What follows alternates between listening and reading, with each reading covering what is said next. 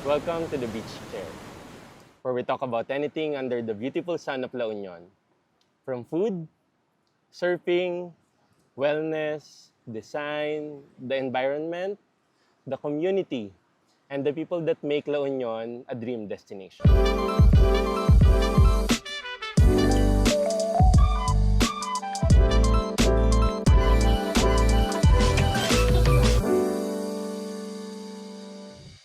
Today, I'm very happy and honored to have an environmentalist, a father, a good neighbor, Mr. Carlos Tamayo. Hi, Carlos. Thanks for having me. Okay. Welcome to the beach chair. Okay. So let's go straight. Have you ever lived all your life here in La Union, in San Juan? Actually, we grew up in Baguio. And then we used to come down to La Union on weekends to surf. So, during the 90s, palagi kami nandito eh. Like si Luke, I know he's in the first episode. We've known each other since we were kids eh. Okay, so you're originally So, from Baguio talaga. And then from this is Baguio. just a beach house. Technically, parang beach house. Yeah. Yeah. Okay. We grew up in Baguio. My dad kasi was in PMA before. So, doon talaga kami based. Okay. And I had classmates who were surfers. So, nung naghahanap sila ng beach, this was the closest. So, we used to always come. And then eventually, the family got land here na, put up a house. And at some point, nag-Manila din kami. And then when we had our daughter, we decided, it's time to move back. So, my wife naman, she grew up in Palawan. So, in a sense, probinsya din. Okay. So, nung naisip namin to start a family, we're like, okay, it's time to head back to the province.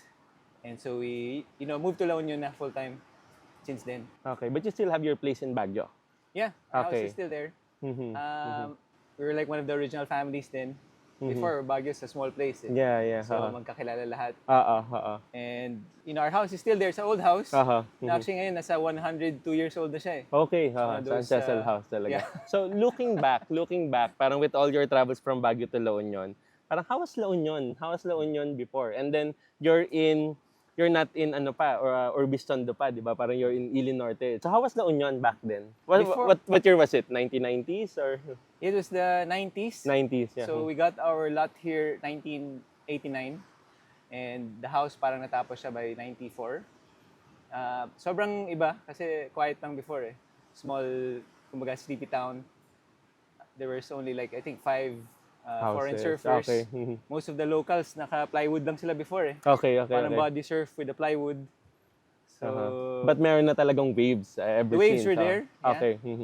The boards before were brought in. Like my friends, they would bring it in eh. Mga foreign Okay. friends. So they bring in the boards. Wala pang boards available here. So we started off boogie board. And then slowly shortboard. And then yun, since then, a lot has changed then in La Union from back then. From a small town, ngayon it's like hustling and bustling na. Every weekend, crazy during weekends, no? So parang I've known you've shared this story countless of times, like how one time you were just surfing and then you suddenly see sea turtles coming out from the beach. Can you tell us? Can you share that story? Yeah, so we live on the beach, right on the beach, and it was 2009. Na first time is discovered pawikan nest in front of the house. So when you see that, syempre, kind of exciting. First time for us to see sea turtles. Yeah. It's quite amazing. 100 small hatchlings, coming out of the ground, tapos heading toward the sea. So kami, it was the first time to see sea turtles. It was my sister nga and my mom who first discovered. So she called all of us. Tapos, syempre, excited kami. First time kami nakita ang pawikan. And so we researched, why they're here. Kasi it was many years we never saw turtles. Eh. Yeah, right. We Tama. didn't know So it was meron only pala. in 2009 that you found out. Only in kayo. 2009. Imagine that all these years. Na you've been coming to La Union. Yeah. And turns out, we live right in the middle of the main sea turtle nesting beach in the province. Right in the middle kami of San Juan, Ili Norte. And that's the main nesting beach. Last season, we released close to around 9,000 plus sea turtle hatchlings. So, ang dami talaga. And, syempre, na-excite kami. Yeah. Tapos, we researched why they're here. Kala namin, baka naligaw. And it was true that na-discover namin na grabe pala yung poaching. So at that time, you could buy sea turtle eggs. And Did you see them emerging from the sand? Or Yeah. nagko-crawl na? as Okay, in okay, lumalabas okay. sila, Uh-huh. which is quite rare. Kasi yung sea turtles, generally, they're on the beach at night. Kaya then we never So it saw was them. daytime? Yeah, daytime. Ah, okay. So morning siya, like 8 in the morning. Biglang may lumalabas in front of the house. And which is sort of unusual. Usually kasi nesting is like midnight to 3 Yeah, a.m. right, yeah. Ang hatching is also at night. So it was kind of rare. And yun, when we found out their situation, poaching was prevalent and endangered kasi lahat ng sea turtles. So we decided, we have to do something about it. And that's kind of how yung concept of Curma and the conservation began. Right, okay. So, now that you brought it up, so can you tell us more about Curma, the conservation project? Yeah. Yeah, so when we discovered it, we wanted to understand the whole situation. Kasi sea turtles, we discovered lahat sila, like in the country, considered as endangered. Except one, yung isa critically endangered pa nga the hawksbill. So when we found out about their plight, then we said we have to do something about this. Yung first season, hindi naman kami marine biologists. Okay, It you're just not happened. experts. Yeah. Just happened there's turtles there. Yeah. Tapos we discovered how you find a nest kasi, you find the tracks of the mother. And then through that, mahanap mo yung nest. Tapos at night, so midnight to 3 a.m. sa nesting time, yung local fisher folk, that's when they would walk the beach and look for the nests. So knowing that, yung first season, we were just erasing tracks. Kasi kung di mo nahanap yung tracks, hindi mo mahanap yung nest. Okay. So initially kasi when we discovered, it was in the middle of nesting season, which is September to Feb. So nesting meaning lang. that's when That's the when- mother turtles lay their eggs. Yeah. Okay. Yeah. So parang unahan na lang. And then we wanted to understand din why are they poaching it? Okay. So you're erasing it because you're parang racing against poachers. Yeah. Okay. If they can't find the tracks, they can't find the nest. And And then after that, so what did you find out? Bakit nila kinukuha yung mga eggs? generally, financial reasons. Many of them, alam nila it's illegal. Kasi since they're endangered species, they're protected species. Like here nga, the fine in the Philippines is 1 million pesos.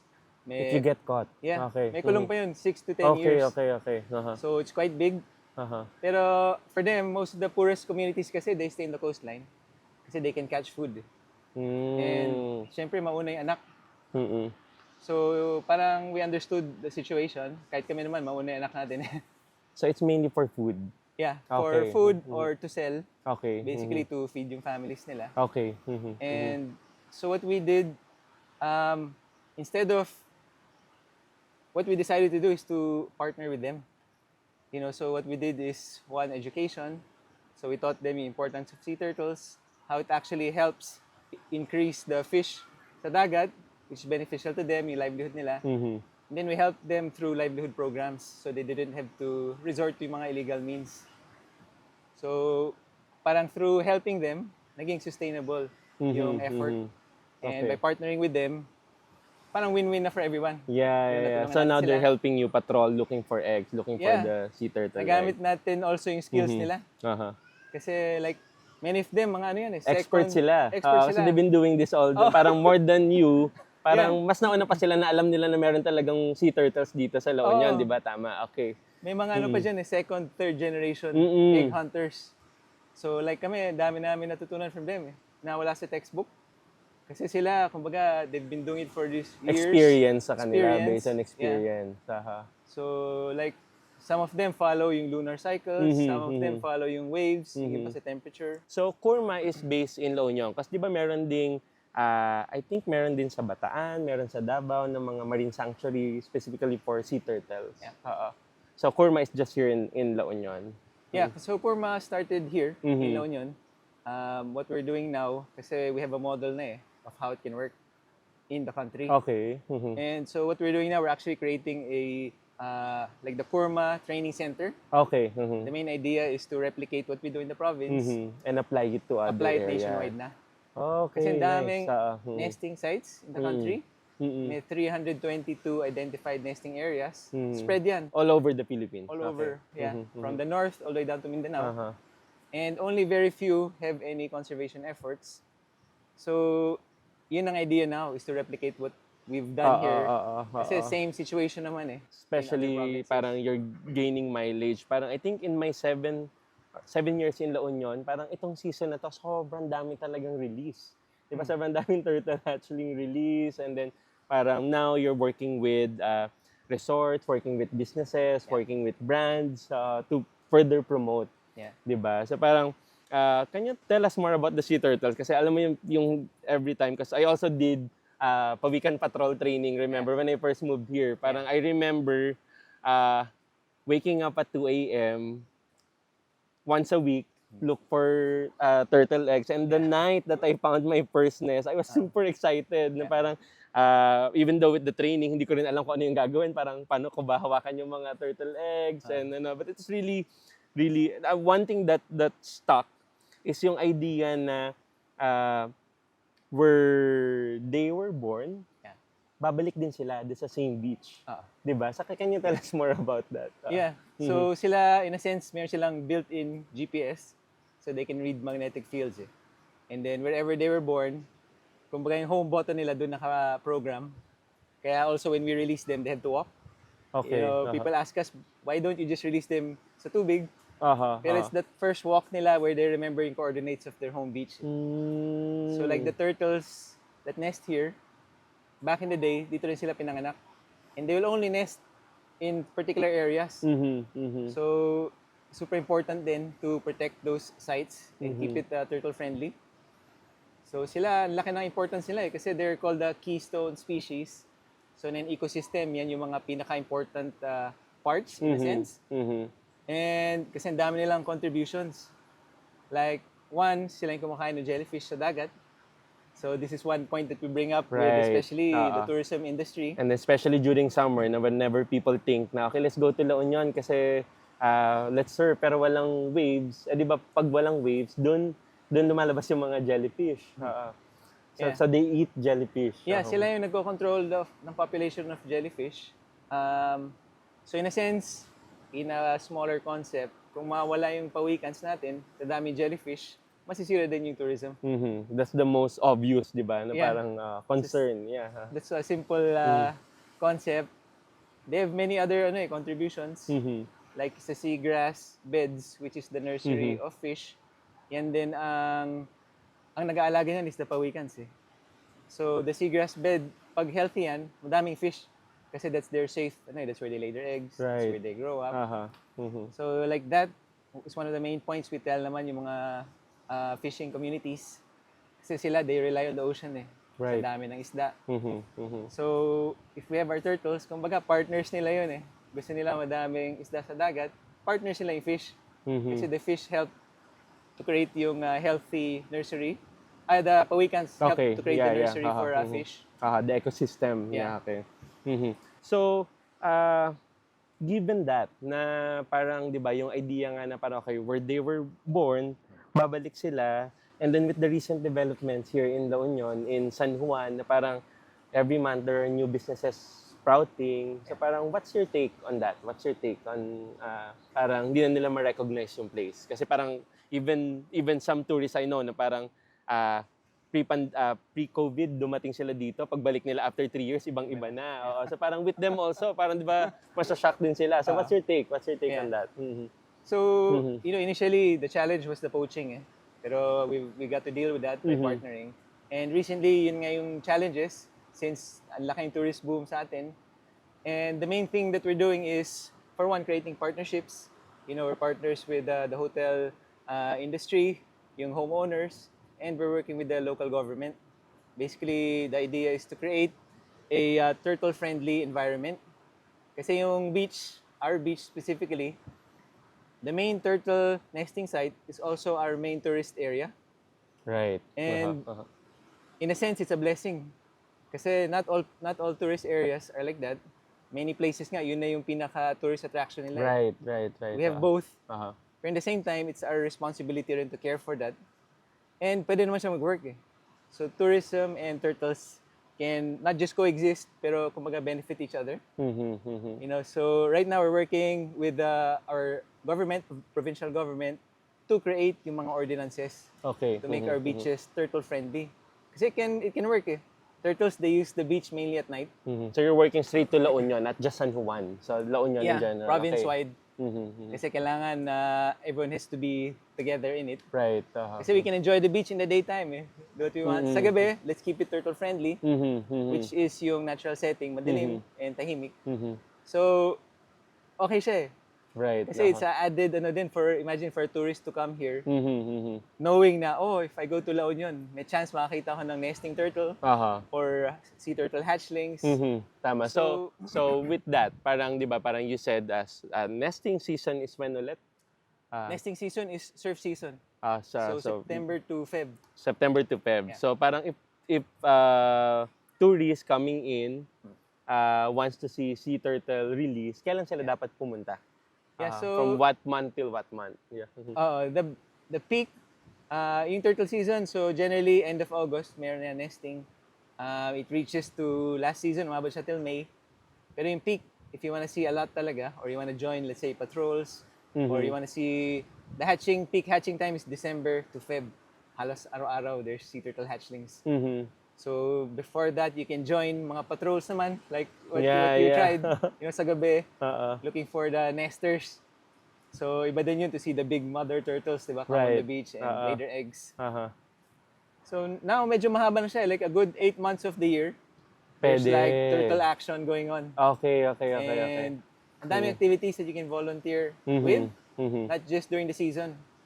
Kasi like, to protect the turtles, the only way is to protect yung habitat nila eh. And For them to come back. Yeah. Yeah. You can't really focus on them eh. Kasi basta their place is wildlife friendly, magta-thrive sila. Okay, Yeah. so where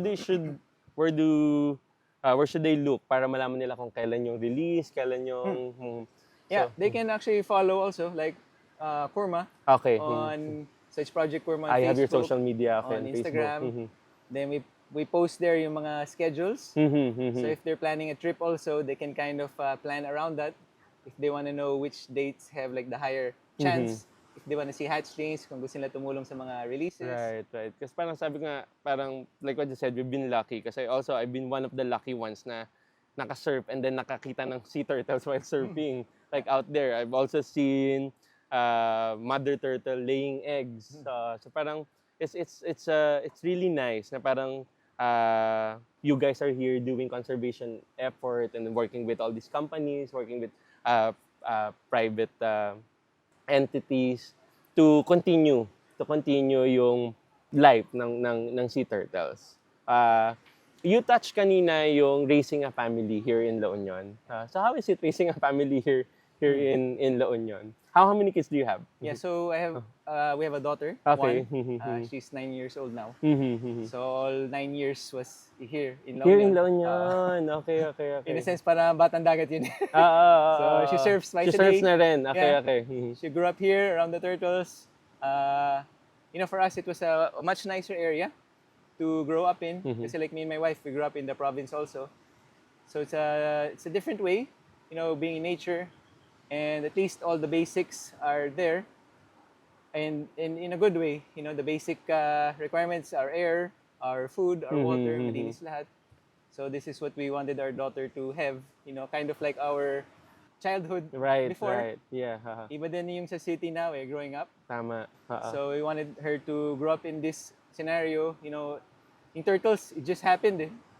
So it was never a plan. Yes. It just happened to live right on the main sea turtle nesting beach and they needed help.